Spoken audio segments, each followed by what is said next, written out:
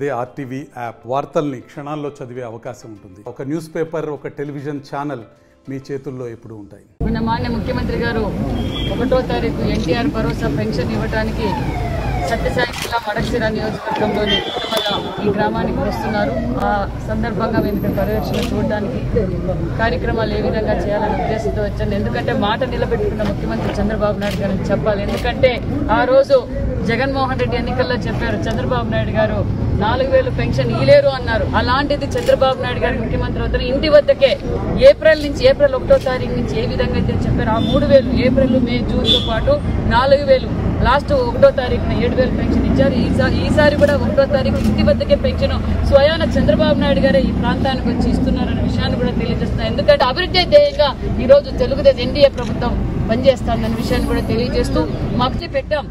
అసెంబ్లీలోకి వచ్చి ఏం హత్యలు జరిగాయి, ఆ ఎఫ్ఐఆర్ కాపీలతో పాటు తీసుకురాండి అని ముఖ్యమంత్రి గారు మేము ఎన్డీఏ ప్రభుత్వం చర్చించడానికి సిద్ధంగా ఉంది. ఆయన అసెంబ్లీలో కూర్చొని చర్చించడానికే చేతగానోడు, ఆయన గురించి మాట్లాడమే వేస్ట్ అని కూడా తెలియజేస్తాం మేము. ఎందుకంటే మేము ప్రతిపక్షంలో ఉన్న రోజు, ప్రతిపక్షంలో మొదటి రోజు నుంచి కూడా ఆంధ్రప్రదేశ్ ప్రజల కోసమే పోరాటం చేశాం.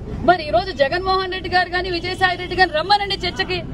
ఎక్కడ గంజాయి తాగి వాళ్ళంతా వాళ్ళు కొట్టుకొని వస్తున్న రాష్ట్ర వ్యాప్తంగా భారతదేశంలో ఎక్కడ గంజాయి ఎక్కువ దొరుకుతా ఉందంటే ఆంధ్రప్రదేశ్ లో దొరికింది. 5 సంవత్సరాలుగా పెంచి పోషించింది ఏంటంటే జగన్మోహన్ రెడ్డి గారి ప్రభుత్వం గంజాయి. ఈ రోజు భావితరాల భవిష్యత్తు ఈ రోజు రోడ్డును పడుతున్నాయి. అది కాపాడే పనిలో మేమున్నాం. అక్కడ చచ్చిన వాళ్ళు కూడా ఆ వైసీపీ 10 రోజుల కిందట తెలుగుదేశం పార్టీలోకి చేరిన వాళ్ళు ఎలక్షన్ల ముందు చేరి అక్కడ వాళ్ళ వ్యక్తిగత కక్షలతో కొట్టుకొని గంజాయి దాగి కొట్టుకున్నారు. దానికి కారణం ఎవరు?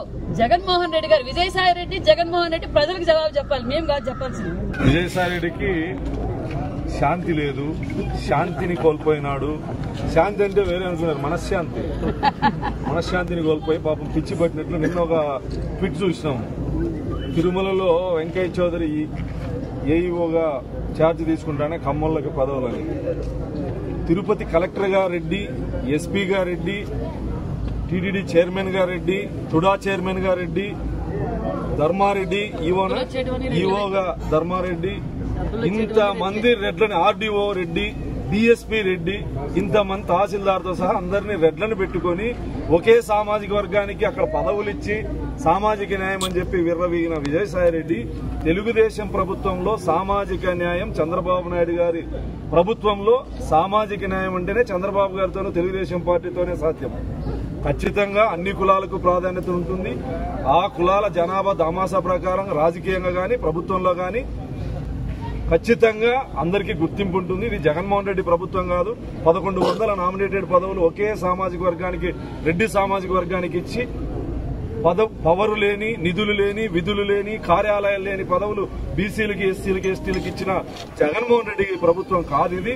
ఆవేశపడకుండా ఆలోచనతో ఉండు, నీకు శాంతి దొరికే మార్గం చూసుకోగాని అనవసరంగా మాట్లాడొద్దని సందర్భంగా విజయసాయిరెడ్డికి హితవు పలుకుతూ, మడకశిర నియోజకవర్గంలో గౌరవ ముఖ్యమంత్రి చంద్రబాబు నాయుడు గారు 4వసారి ముఖ్యమంత్రిగా బాధ్యతలు తీసుకున్న తర్వాత మొట్టమొదటిసారిగా ఆంధ్రప్రదేశ్ పర్యటనలో భాగంగా మొట్టమొదటిసారిగా మడకశిర నియోజకవర్గానికి రావడం, ఇక్కడ శాసనసభ్యుడిగా ఈ ప్రాంత ప్రజల తరపున నేను ఆయనకి కృతజ్ఞతలు తెలియజెప్పుకుంటాను. ఎందుకంటే ఈ ప్రాంతానికి చంద్రబాబు నాయుడు గారు రావడం, పెన్షన్ ఇచ్చే కార్యక్రమంలో ఈ నియోజకవర్గాన్ని ఎంచుకున్నందుకు ఈ నియోజకవర్గ శాసనసభ్యుడిగా మనస్ఫూర్తిగా ఆయనకి కృతజ్ఞతలు తెలియజేస్తూ ఖచ్చితంగా ఆ కార్యక్రమం ఏదైతే ఉందో ఆ కార్యక్రమాన్ని జయప్రదం చేస్తామని ఈ సందర్భంగా